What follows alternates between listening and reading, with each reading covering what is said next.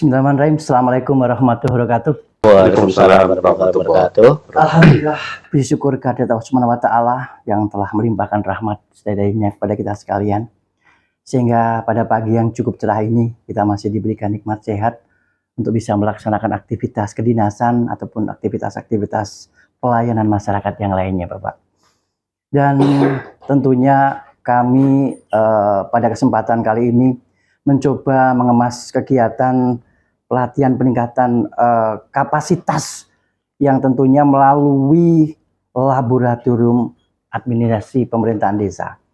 Yang tentunya ini kami akan kemas di dalam sebuah ngobrol pintar yang tentunya akan kita awali dengan sesuatu hal tentang kaitannya dengan permasalahan-permasalahan yang di tingkat desa. Dan pada kesempatan yang cukup bahagia ini hadir di tengah-tengah kita yaitu Bapak Kepala Dinas Lingkungan Hidup Kabupaten Batang. Beliau Bapak Andi Hakim, Sarjana Sosial. Selamat pagi Bapak. Selamat pagi. Dan alhamdulillah kami juga ditemani oleh Sekretaris Disunaris Kabupaten Batang, Pak Tony. Waktu dan tempat tentunya kami juga berharap nanti ada sebuah ilustrasi dan evaluasi terkait dengan masalah apa-apa yang tentunya harus kita sampaikan terkait dengan masalah tindak lanjut kebijakan. Dan tentunya kami terkait dengan masalah laporan kegiatan penyelenggaraan pemerintahan desa, harapan kami ada beberapa hal yang menjadi semacam isu strategis terkait dengan pengelolaan sampah. Sehingga kami menghadirkan Bapak Kepala Dinas Lingkungan Hidup Kabupaten Batang untuk menyampaikan terkait dengan pengelolaan sampah di tingkat desa. Yang kalau kami sedikit mengilustrasikan bahwa selama ini sampah menjadi sebuah masalah.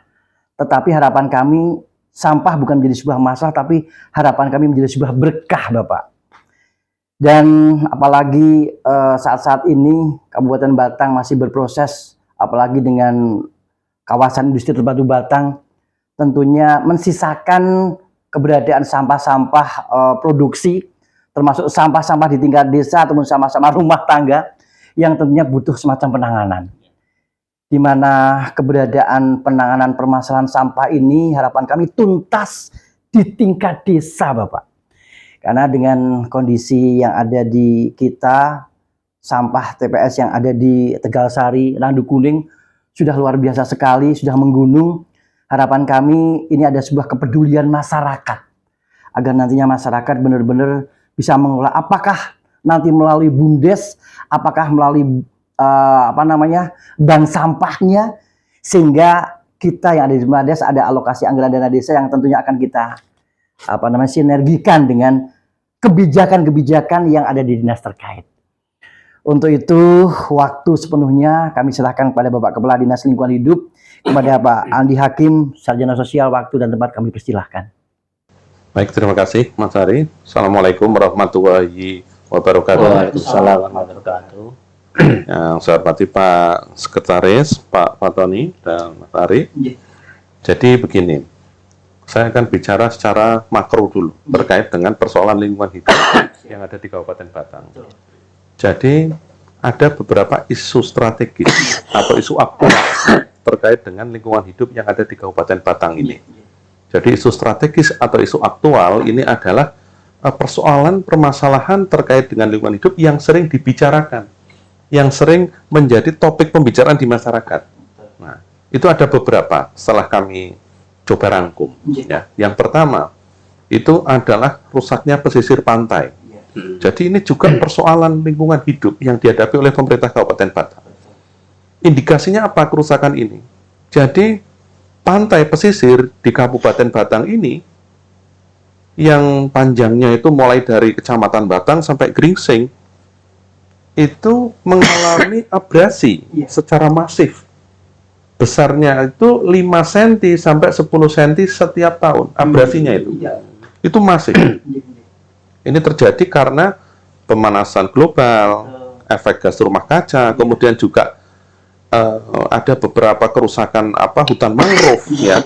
Kerusakan hutan mangrove di kita itu juga sudah mengkhawatirkan Tetapi ini karena juga terkendala terkait dengan apa ya, aktivitas masyarakat juga. Jadi masyarakat juga membutuhkan lapangan pekerjaan, misalkan punya lahan di di pesisir pantai yang tadinya mangrove, tapi itu karena tanah hak milik akhirnya dijadikan tambak, dijadikan kafe.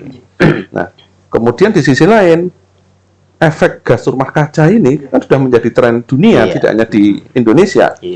Nah, itulah tinggi gelombang pasang ini terus meningkat setiap tahun. Ditambah lagi dengan infrastruktur yang dibangun di Pekalongan itu juga menjadi salah satu penyebab. Jadi mereka sudah membangun, sudah membangun tanggul laut. Kalau ombak itu kalau di satu titik itu di bendung ada penahan gelombang, penahan ombak, maka di sekitarnya inilah yang akan terdampak. Nah, itu seperti itu.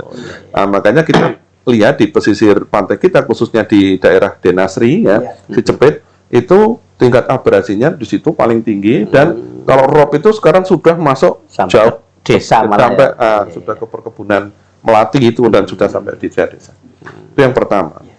Dan yang kedua adalah pengelolaan persampahan kita. Jadi pengelolaan persampahan kita ini merupakan salah satu isu aktual juga di kita. Karena apa? Yang pertama, kita itu satu-satunya TPA di kita, yaitu TPA Randu Kuning, saat ini sudah overload. Jadi overload ini karena usia. Jadi TPA kita itu dibangun tahun 1995. Mestinya masa operasional ideal TPA itu adalah 20 tahun.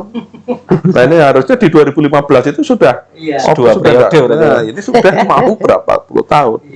Sehingga bisa dilihat tumpukannya semakin tinggi, sudah hampir tidak ada tempat lagi. Makanya untuk TPA ini kita harus mencari solusi. Nah, nanti solusi untuk TPA ini nanti akan terkait dengan peran serta masyarakat di desa. Dan ini nanti akan masuk ke substansi dari tupoksi dari Dispermasdes yang saya harapkan bisa kolaborasi dengan kami di DLH. Ya. Jadi begini, produksi sampah domestik kita setiap hari berdasarkan penghitungan SNI, Standar Nasional Indonesia, di mana Kabupaten Batang ini adalah termasuk kategori sedang, sehingga timbulan sampah, potensi timbulan sampah per orang per hari itu sudah bisa diukur. Jadi berdasarkan standar SNI itu per jiwa itu adalah 0,6 kilogram per orang per hari. Itu coba dikalikan 810.000 sesuai dengan data BPS statistik di kita terbaru kan kita 810.000 jiwa dikalikan 0,6 kilogram. Hasilnya kurang lebih saya hitung itu sekitar 360 sekian ton per harinya. Ya itu. Sementara yang tertampung di TPA ya, itu maksimal hanya 11 sampai 12 ton. Ya, nah, setiap hari. Berarti yang 2/3-nya ya. Sekarang pertanyaannya, di mana yang sisanya itu? Nah, itu kan jelas tidak masuk TPA. Iya. Nah, inilah yang ada jelas ini tersebar di masyarakat. Kalau yang di desa-desa, masyarakat pedesaan, mungkin halamannya masih luas. Bisa dibakar, bisa ditimbun di belakang, atau di apa. Ya, itu yang terjadi. Atau yang tidak punya kepedulian, ada yang buang ke sungai. Terus saya masih melihat, masyarakat buang ke sungai. Di desa-desa juga. Kemudian di wilayah pesisir pantai, apalagi perkampungan di sana, sudah padat, tidak ada tanah lapang, buang mana lagi, sungai arahnya. Nah, kemudian sebagian besar masyarakat di kita itu dengan timbulan sampah yang sebanyak itu tiap hari, itu tidak ada pengelolaan, tinggal buang-buang saja. Nah, inilah kondisinya. Sehingga inilah yang membuat TPA kita itu cepat penuh juga hal itu yang mendorong itu. Di sisi lain karena usianya sudah lama, ditambah lagi tanpa pengelolaan dari desa, sehingga semuanya lari ke TPA. Jadi kalau masyarakat di perkotaan ini buang ke TPS, dari rumah tangga buang ke TPS, dari DLH ambil dari TPS buang ke TPA, sudah itu saja. Jadi masih menggunakan sistem open dumping. Di desa, di masyarakat belum ada pengelolaan, baik itu pemilahan, organik maupun non-organik, plastik, belum ada nih, semua masuk jadi satu, dari plastik, buntel, buat TPS. Di DLH pun, di kami belum ada pengelolaan juga di TPA. Kita belum menggunakan sistem tempat pengelolaan sampah terpadu namanya. Nah ini untuk upaya-upaya itu yang pertama kami sudah berupaya melalui Kemenko Perekonomian. Karena kami berasumsi bahwa Kabupaten Batang ini adalah sesuai dengan AMDAL yang dimiliki KITB, BIP, kawasan industrinya, itu untuk buangan akhirnya, residunya itu semua dibuang di TPR Randu Kuning. Sehingga kawasan industri ini walaupun PSN ataupun ini yang KITB ya maupun BIP yang memang punya Pemkab itu harus ikut bertanggung jawab juga terhadap upaya-upaya pengelolaan sampah di tingkat akhir, di pengelolaan akhirnya. Oleh karena itu, mengingat kemampuan APBD kita yang terbatas, tidak mungkin kita bisa membangun TPST, maka saya sudah ke Kemenko Perekonomian selaku kementerian yang mengampu kawasan industri yang bersifat PSN. Alhamdulillah kita sebenarnya sudah diakomodir, kita sudah masuk di Perpres nomor 10 dan Permenko nomor 101 tahun 2022, kita itu sudah masuk sebagai salah satu kelengkapan dari PSN. Sehingga mudah-mudahan diprioritaskan untuk pembangunan TPST. Kami rencanakan di Sentul. Jadi sebagai salah satu alternatif untuk pengelolaan sampah di tingkat akhir. Sehingga nanti semua tidak bertumpu di TPR Randu Kuning, tapi juga ada alternatif nanti berupa pengelolaan sampah di Sentul. Nah, untuk warga Sentul, Gringsing, nggak usah khawatir, karena pengelolaan sampah dengan TPST itu berbeda sekali dengan pengelolaan sampah yang ada di Randu Kuning. Kalau di Randu Kuning hanya dibuang saja, ditumpuk tanpa pengelolaan, tapi kalau di TPST itu berupa hanggar. Jadi hanggar di situ ada mesin-mesin, jadi yang sampah hari itu masuk itu ya selesai diproses. Jadi diproses nanti ada yang organik itu jadi untuk maggot, pupuk, kemudian untuk media tanam, kemudian untuk yang apa namanya itu plastik itu daur kita ulang. bisa jadi palet, daur ulang, kemudian yang plastik yang punya nilai manfaat itu bisa menjadi RDF. RDF ini nanti bisa kita jual sebagai alternatif pengganti batu bara. Oleh karena itu kami juga sudah menjalin kemitraan dengan PLTU, dengan mitra PLTU, insya Allah nanti akan ada pembicaraan kalau kita nanti sudah bisa menghasilkan RDF. Jadi RDF itu semacam biji plastik. Nah, itu ke depan kita akan seperti itu. Nah, sekarang kita masih menunggu entah kapan dari Kemenko akan melaksanakan pembangunan itu, karena semua akan didanai dari pemerintah pusat. Kita langkah-langkah kita sudah berjalan, sudah berprogres. Kami dengan DPUPR dan Bapelitbang kita sudah menyiapkan studi untuk awal itu FS, feasibility study sudah. Kemudian DID-nya nanti yang mau bikin dari Kementerian PUPR, kita hanya menyiapkan FS, kemudian menyiapkan dokumen lingkungan, kemudian perizinan pemanfaatan kawasan hutan, karena ada yang sebagian jalan yang kita lalui itu akan masuk kawasan hutan, kemudian juga ada yang masuk ke jalan tengah negara. Jadi kita juga sudah berproses ke PPK 21 Kementerian PUPR. Nah, itu ada dalam upaya untuk pengelolaan di tingkat akhir sampahnya. Nah, sekarang bagaimana upaya berikutnya yang melibatkan partisipasi masyarakat? Nah, inilah yang nanti akan menjadi substansi pembicaraan pada hari ini. Jadi begini, ada isu strategis juga yang sebenarnya yang menunjukkan bahwa tingkat partisipasi masyarakat di Kabupaten Batang itu masih rendah terhadap kesadaran. Sudah ada yang bagus, tapi juga kebanyakan masih rendah. Indikatornya apa? Tadi itu, tidak melakukan pemilahan, masih buang surat di sungai, kemudian juga suka berburu. Nah, ini juga tidak kurang mendukung pengelolaan lingkungan sebenarnya. Jadi makanya anak-anak kita sekarang itu kan sudah jarang melihat capung. Padahal capung ini salah satu hewan yang paling peka dengan perubahan udara, terutama udara. Jadi pada saat udara kita itu sudah tingkat polusinya tinggi, sudah melebihi baku mutu udara ambien, itu maka capung ini tidak ada. Capung mesti pergi. Capung itu akan nyari tempat yang udara bagus. Jadi indikatornya kalau di situ masih ada capung, berarti masih bagus. Masih bagus udara di situ. Nah, inilah kita sebenarnya Gusti Allah ini sudah menunjukkan rambu-rambunya kita nyajak ini ya. Itu salah satu ini saja. Kemudian harapan kami kalau TPA kita itu langsung dibuang terus setiap hari tanpa ada upaya pengelolaan, pengurangan pemilahan dari tingkat rumah tangga, akan cepat overload nanti. Nah, kiamat sampah berarti ya. iya, nanti berbahaya kalau kita darurat sampah. Jadi darurat sampah itu kondisi di mana TPA kita itu sudah tidak bisa menampung sampah. Jadi orang nanti akan bingung mau buang di mana. Oleh karena itu harapan kami dengan seperti ini, yang pertama, bagaimana kita meningkatkan kesadaran atau meningkatkan partisipasi masyarakat. Ya, jadi partisipasi masyarakat ini lebih bersifat kepada pribadi, kepada perilaku, perubahan perilaku.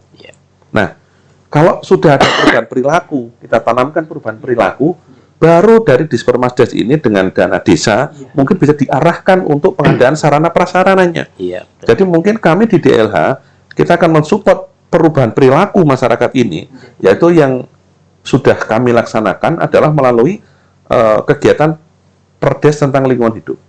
Ya, jadi kami sudah berupaya dengan diterapkannya peraturan desa tentang pengelolaan lingkungan hidup itu sebenarnya untuk dalam rangka merubah perilaku. Jadi nanti di desa itu, masyarakat desa ini mungkin saja ada yang punya kesadaran bagus terhadap pengelolaan lingkungan hidup, tetapi tidak mempunyai semacam kekuatan hukum. Kadang orang kalau sudah besar ya, si cilik dikandani, nang aja mbak sampah neng kali, gelem, cok tapi wong tua dikandani, gelut, sini tukaran, bahasanya begitu. Makanya ini harus ada yang digugu, kemudian dihukumi, maka ada pedoman yang disahkan bersama. Ya, peraturan desa yang sudah kita ini berisi tentang larangan-larangan maupun kewajiban-kewajiban yang harus dilakukan di masyarakat dalam rangka pengelolaan lingkungan. Sebagai contoh, di dalam Perdes yang kita susun itu satu, masyarakat wajib melakukan pengelolaan pemilahan. Itu boleh dicantumkan saja dalam pasal di Perdes itu. Kemudian dilarang membuang sampah ke sungai, dilarang berburu ikan dengan racun atau dengan bahan peledak, atau ini akan menjaga. Dan itu sudah ada, desa yang melakukan itu sudah ada, dan ternyata efektif. Kemudian dilarang berburu, sehingga minimal burung-burung di kita itu yang masih bagus ya, ada yang tidak habis di kayak gitu aja, dijual belikan, diburu kan mana-mana. Nah, jadi upaya yang dari desa yang sudah terstruktur melalui peraturan desa ini, kalau ini dilaksanakan, insya Allah partisipasi ini tumbuh dari desa. Kalau semua desa mampu, sudah ada tingkat, masyarakat sudah, ayo, jembang sampah di sungai, ayo, buat tanah-tanah kosong ditanduri, ada wajib. Misalkan gini, orang yang mau nikah, silahkan dengan adanya peraturan desa, wajib menanam 1 atau 2 pohon misalkan. Ini kan mendukung program-program itu. Kemudian, kalau masyarakat dilarang buang sampah di sungai, terus dibawa kemana? Nah, inilah nanti kita juga akan masuk ke situ. Contoh, yang organik sebenarnya. Kalau masyarakat mau milah organik, sisa sayur, sisa makanan, kemudian yang buah-buahan, yang sisa tusuk, jangan dibuang, jangan dijadukan satu dengan plastik. Kalau di desa masih ada tanah ya, dilubangi aja. Silakan buat lubang 1 kali 2 meter mungkin. Itu nanti masukkan saja ke situ. Nanti masukkan ke dalam itu, kasih tutup biar tidak dimasuki hewan. Nah, nanti kalau sudah penuh itu habis sendiri dan itu akan membantu kesuburan di sekitarnya. Itu yang organik. Kalau yang plastik, silakan nanti bisa kelola melalui bank sampah.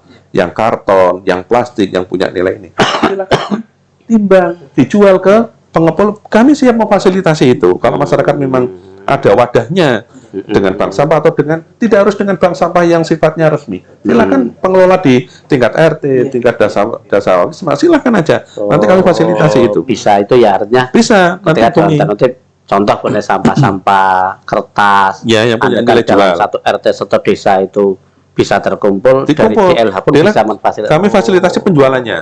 Jadi kita akan siap kerjasama dengan pihak ketiga untuk ngambil ditimbang. Silakan nanti dengan harga yang disepakati. Nah, sederhana. Kemudian residu itu yang wis ora payu dijual dan harus dibuang, silakan dibuang. Nanti itulah yang nanti masuk di TPA. Jadi berkurang walaupun ada dibuang ke TPA tapi ora kabeh.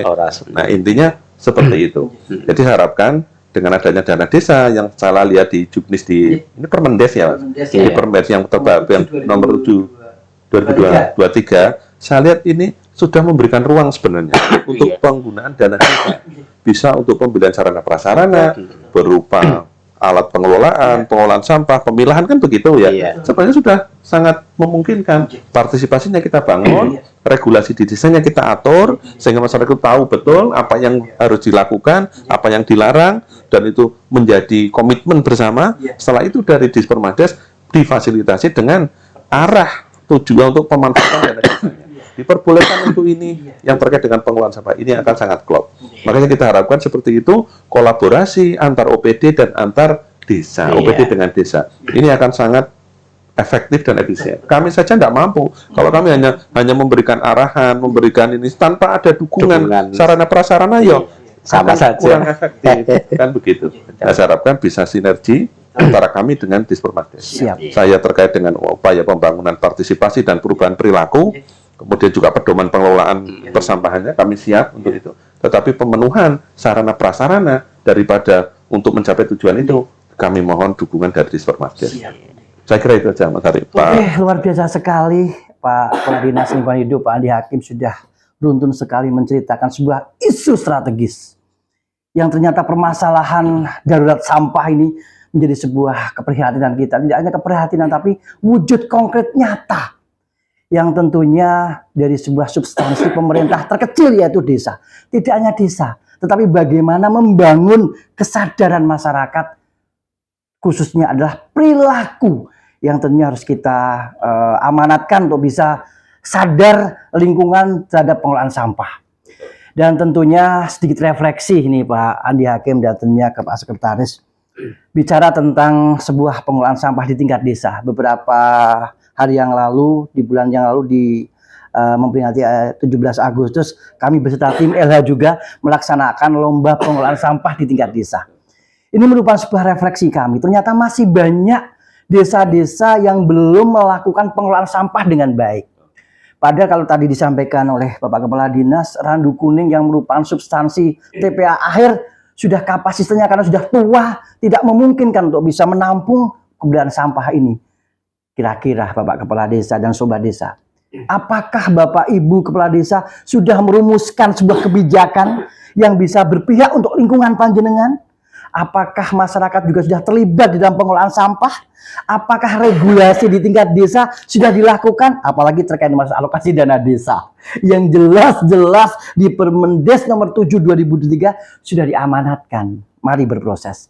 Sedikit refleksi kami sampaikan kepada Pak Sekretaris. Kira-kira kebijakan apa yang ada di tingkat Dispermades? Jelas alokasi dana desa sudah ada. Dan kira-kira apa yang sudah kita lakukan Pak Sekretaris? Karena jelas-jelas tadi disampaikan darurat sampah ini tidak hanya dinas LH saja, tetapi bagaimana masyarakat khususnya dinas terkait ini, kami yang di Dispermades untuk bisa mengawal pencapaian untuk darurat sampah biar selesai. Dan ternyata harapan kami adalah sampah itu bukan menjadi masalah tetapi keberkahan. Harapan kami tuntas di tingkat desa. Gimana Pak Sekretaris? Terima kasih. Assalamualaikum warahmatullahi wabarakatuh. Waalaikumsalam. Pak Andi, selaku Kepala Dinas Lingkungan Hidup Kabupaten Batang, Sari, rekan kami. Jadi bicara sampah ini memang sebuah hal yang ya kayak rantai yang selalu berputar, tidak akan ada habisnya. Juga dalam tanda kutip, sekalipun di akhir-akhir ini kan kita sering sekali digalakkan dengan sebuah tema tentang pengelolaan sampah menjadi bumdes sampah. Saya kira semuanya boleh saya katakan menjadi hal yang nonsen, karena ketika perilaku belum bisa dilakukan, bumdes menganggarkan sekalipun menganggarkan banyak sekalipun ketika belum bisa merubah sebuah perilaku masyarakat, nonsen. Maka dalam tanda kutip ada beberapa hal yang akan saya sampaikan. Yang pertama karena kalau saya melihat dari sisi lingkungan hidup itu kan ada dari yang tadi sampaikan Pak Kepala Dinas itu ada dua. Yang pertama tentang pengamanan dan menjaga lingkungan. Yang kedua tentang pengelolaan residu sampah yang ada di masyarakat. Yang pertama itu tentang lingkungan. Kita dalam tanda kutip yang paling gampang karena saya itu suka mancing. Saya itu suka mancing di kali Pak Kadis. Jadi ketika mancing di kali itu bukan sekarang, di pasar ya? Bukan. Mencari wader itu sekarang susah sekali. Saya tuh kalau ke desa-desa lihat sungai pasti saya tampiri. Ono wader nggak ada wadernya, sangat susah mencari sungai yang ada wadernya itu sangat susah sekarang. Maka dalam tanda kutip juga kita sebenarnya seringkali berupaya untuk desa-desa itu bisa menyusun perdes tentang pengamanan ekosistem sungai. Cuma ada beberapa hal menurut saya sepakat dengan apa yang tadi Pak Kadis sampaikan. Sebenarnya mungkin yang dimaksud beliau bukan perdes yang diliman itu, tapi barangkali perda mungkin kan lebih kuat lagi Pak Kadis. Jadi Kalau perda sudah ada. nah, perda itulah yang nanti akan menjadi dasar penyusunan Breakdownnya perdes. di perdes. Ya. Ya. Perda kita sudah punya. Sudah ada. Perbup Oh, sudah ada. iya, alhamdulillah. Tinggal di breakdown di masing-masing Desa. Karena Oke. begini, nih, Non Sewu, karena desa ini mempunyai kekhususan sendiri-sendiri. Nah, betul. Jadi kan desa di atas di gunung ya, di daerah Sodong, di daerah mereka kan banyak faunanya. Jadi mereka bisa memasukkan dilarang berburu, Oh, iya. water tadi, Contohnya. tapi kalau yang desa-desa di sekitar bawah ini ya lebih ke dilarang buang ke sungai, Ya, dilarang termasuk. lebih ke perilaku. Iya, betul. Termasuk ya juga kami tahu di kami karena tentang kesukaan saya mancing.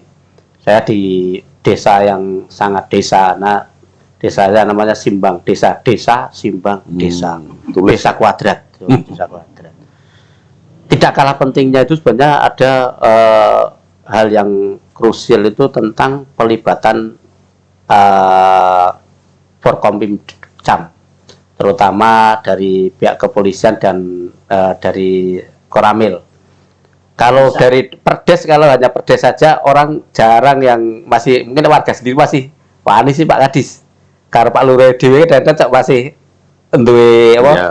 Tapi kalau ketika di atasnya dalam tanda Forkompimcam Pak Kapol Sekem ikut dan menjaga benar-benar, terus kemudian Pak Dan biasanya akan lebih kuat di situ. Itu dari sisi tentang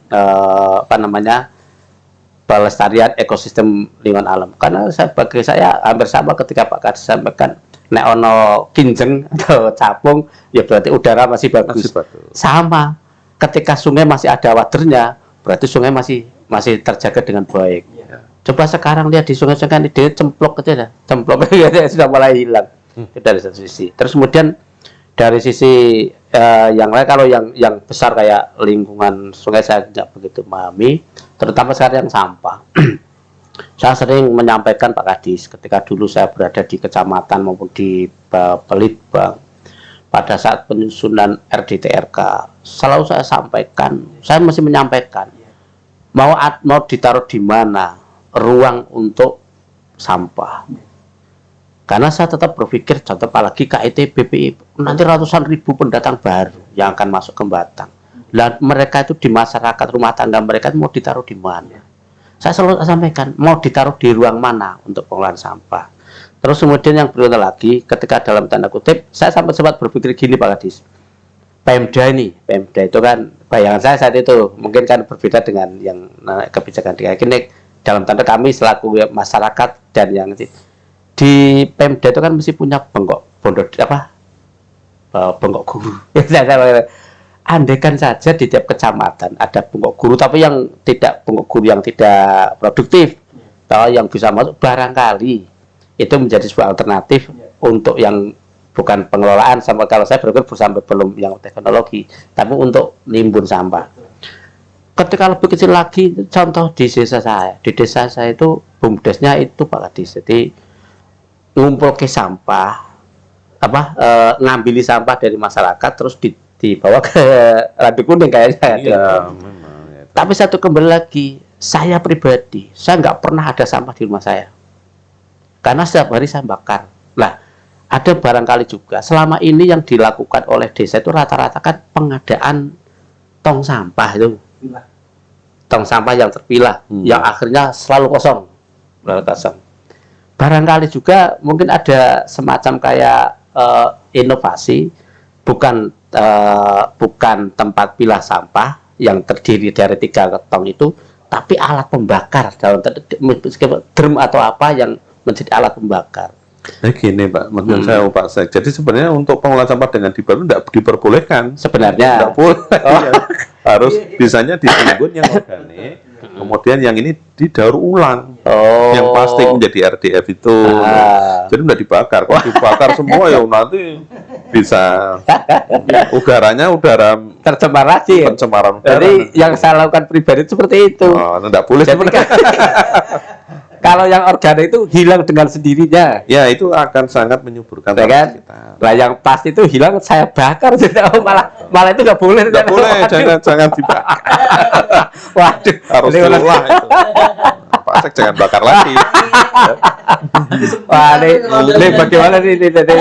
Ternyata begini Pak, Iya, nggak apa-apa. Kades dan sebagainya. Ternyata berbeda dari hal-hal yang saya tidak tahu itu Pak Kades. Betul, Ternyata kan betul, ada nggak apa-apa, aturan nggak apa-apa. lagi. Makanya dalam tanda kutip ya memang nggak tahu caranya perubahan perilaku terutama. Jadi ketika perubahan perilaku itu yang bergerak bersama, kita nggak tahu caranya itu Pak Kadis. Sebenarnya dalam tanda kutip kami sebenarnya di kebijakan desa kan tidak memiliki kewenangan sebenarnya, karena tentang dana desa itu sudah diatur tersendiri termasuk di program prioritas. Tidak lepas juga tentang otonomi desa. Kita biasanya dari Desmades itu hanya sifatnya adalah mengarahkan, ya memang diperlukan sebagai Pak Kadis sampaikan ketika dalam tanda kutip pemanya nih barangkali tentang sampah, sebagaimana tadi Pak Kadis sampaikan sudah nitip pesan ini. Ketika sudah ada titipan pesan itu kan kami bisa melanjutkan ke bawah.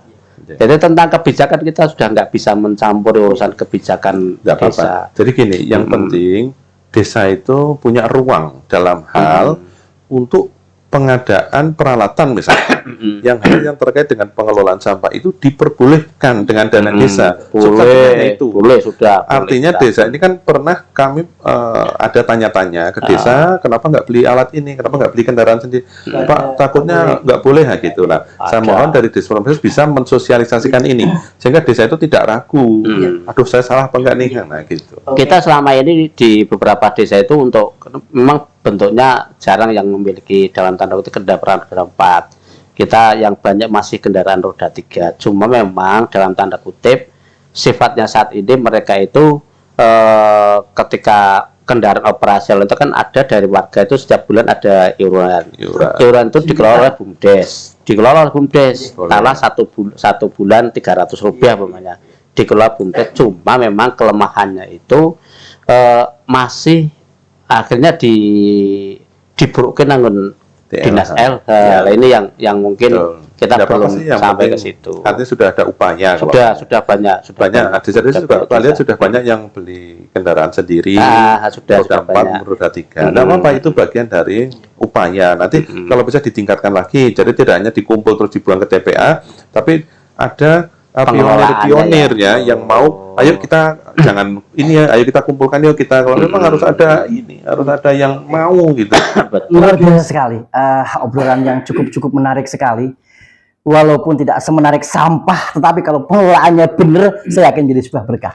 Tadi ilustrasi yang disampaikan oleh Pak Sekretaris, ternyata secara praktis itukah masyarakat, ya nggak usah jauh-jauh, harus kita akui, rata-rata entah itu godong, entah itu mungkin sampah, ya dibakar. Tetapi tadi disampaikan oleh Bapak Kepala Dinas, itu tidak diperbolehkan Sobat Desa. Ya, itu tidak diperbolehkan. Dan tentunya kalau tadi sampaikan, banyak sekali teman-teman Kepala Desa sudah mulai merubah sebuah perencanaan di tingkat desa lewat RPJMdes, RKPDes-nya. Sampah bisa masuk di dalam proses perencanaan penganggarannya. Kalau tadi disampaikan, aduh opo entok yo, nggak usah khawatir Sobat Desa. Permendes nomor 7 2023 sudah jelas kami sampaikan di sini bahwa poin 4, pengelolaan sampah terpadu dan berwawasan lingkungan melalui bank sampah desa, gerobak sampah, kendaraan pengangkut sampah, mesin pengolah sampah, dan beberapa hal yang berkaitan dengan masalah pengelolaan sampah di tingkat desa bisa dialokasikan melalui alokasi dana desa. Itu jelas. Sehingga sudah barang tentu tidak ada keraguan lagi di dalam perencanaan desa, RPJMdes, RKPDes, APBDes-nya. Nah, apalagi ini 2025 target untuk perencanaan minimal kita sudah mengalokasikan untuk RPJMdes-nya, RKPDes-nya. RKPDes 2025 sudah panjenengan susun Bapak Kepala Desa, Ibu Kepala Desa, ayo alokasikan ini semua.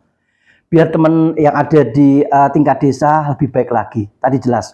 Tanggung jawab tidak hanya di Kepala Dinas Lingkungan Hidup, tetapi kita semua, apalagi yang di tingkat desa, Bapak Kepala Desa yang mempunyai kebijakan di tingkat desa, khususnya pengelolaan keuangan, ya kami nuwun sewu. Kami tahu kewenangan-kewenangan di tingkat desa, saya yakin desa punya kewenangan yang lebih dengan undang-undang desanya. Tetapi kaitannya dengan isu strategis ini, tadi disampaikan Pak Kepala Dinas, ayo kita tingkatkan bareng, agar nantinya pengelolaan desa lebih baik lagi. Satu hal Bapak Kepala Dinas dan Pak Sekretaris, tadi disinggung oleh Pak Sekretaris bahwa kita sudah mempunyai bank sampah.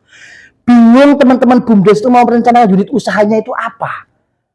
Jelas-jelas disampaikan isu strategis kita sampah. Wong kita ada pengelolaan sampah itu bisa dijadikan untuk unit usahanya kok. Kira-kira Bapak Kepala Dinas, kami pingin konsep yang seperti apa terkait dengan masalah pengelolaan sampah untuk apa namanya habis di tempat desa untuk unit-unit usaha di tingkat desa dengan pengelolaan bank sampah itu seperti apa konsepnya, agar teman-teman BUMDes yang di tingkat desa ada semacam pencerahan, karena payung hukum kita rata-rata adalah pengelolaannya di dalam BUMDes. Ini kami akan sambungkan dengan pengelolaan BUMDes yang di tingkat desa, Bapak. Mohon petunjuk, Bapak. Ya, jadi begini, keterlibatan BUMDes dalam rangka pengelolaan persampahan yang ada di desa itu sebenarnya sudah tepat. Jadi ada salah satu desa di sini di Kecamatan Warongasem ya, Desa Pesaren, itu pengelolanya BUMDes. Itu kerjasama dengan pihak ketiga. Jadi ada pihak ketiga dari Bogor ya, dengan Bu Wilda itu. Jadi semua pengelolaan di sana ada kolaborasi desa dengan perusahaan itu salah satu upayanya. Kemudian yang kedua, bagaimana jika belum ada kemitraan dengan suatu perusahaan? Bagaimana Pak kalau desa kami masih mandiri? Silakan Bapak itu mulai dikumpulkan warganya yang peduli dulu dengan sampah itu. Karena namanya sampah itu kan tidak menghasilkan secara instan, tetapi melalui upaya berproses dulu. Tapi itu mari kita lakukan, bukan hanya untuk kita, tapi nanti untuk anak-anak kita, untuk lingkungan Kabupaten Batang ini yang lebih baik ke depan. Silakan nanti dibentuk pionirnya, dibentuk embrionya, tidak harus secara resmi bank sampah harus sudah ada kemudian, tidak usah. Yang penting sekumpulan orang saja dulu yang peduli, itu sudah mulai bagus. Setelah itu silakan ke DLH. Kami akan siap untuk memandu langkah-langkah selanjutnya. Jadi juga kami di DLH ini, kami juga sudah membentuk yang namanya Ruko Desalem. Jadi Ruko Desalem itu ruang koordinasi dan fasilitasi penyusunan perdes. Nah, termasuk di situ upaya-upaya pengelolaan. Nanti juga kami akan merekrut para pengusaha yang akan ada CSR untuk lingkungan hidup. Kalau desa itu sudah ada upaya-upayanya, nanti kami dengan perusahaan-perusahaan yang sudah ada di kami, yang sudah kami punya daftarnya, yang siap dengan CSR-nya, akan kami arahkan. Yang penting ada perdesnya dulu. Soalnya di situ ada nanti aturan pengelolaannya. Sehingga perusahaan juga tidak ragu dalam memberikan CSR, ya, karena ada kewajiban-kewajiban perusahaan juga dalam rangka upaya pengelolaan lingkungan hidup ini. Tetapi juga dari desa siap dulu, siapa pengelolanya, aturannya bagaimana, itu. Kalau tidak ada mekanismenya, perusahaan ragu juga. Ini jangan-jangan nanti disalahgunakan dan sebagainya, ya. Jadi jangan ragu. Silakan kalau ada upaya embrio mau ada pengelolaan sampah, silakan kami terbuka di DLH. Sewaktu-waktu silakan ke DLH juga supaya lebih teknis. Karena persoalan di desa masing-masing desa kadang berbeda-beda sesuai dengan kultur dan kebiasaan masyarakat yang ada di desa itu. Prinsip kami sangat mendukung upaya-upaya desa untuk ke depan dalam rangka pengelolaan lingkungan hidup, karena ini bukan demi kita saja, tapi untuk anak cucu kita besok. Jangan sampai anak cucu kita besok tidak orang menangi sing jenenge wader nganti pasang sing jenenge kinjeng, dan burung-burung endemik yang ada di kita yang warnanya biru itu ada tapi sekarang sudah jarang. Nah, inilah tanggung jawab kita ke anak-anak di masa yang akan datang. Saya kira itu aja. Terima kasih, luar biasa. Waktu jualah yang tentunya mengejar kita untuk bisa menyelesaikan kegiatan ngopi-ngopi, ngobrol pinter, yang tentunya hari ini luar biasa. Kemasan sebuah diskusi cantik yang harapan kami menjadi sebuah refleksi. Refleksi untuk teman-teman sobat desa di tingkat desa. Tentunya tadi kami sampaikan bagaimana membangun sebuah kesadaran masyarakat. Bagaimana membuat semacam regulasi di tingkat desa. Bagaimana membuat sebuah perencanaan di tingkat desa terkait masalah pengelolaan sampah. Ayo bareng-bareng. Mudah-mudahan apa yang sudah kita sampaikan sudah cukup lengkap. Dan saya mengutip sebuah ayat bahwa kerusakan alam yang ada di bumi ini semua adalah ulah tangan manusia.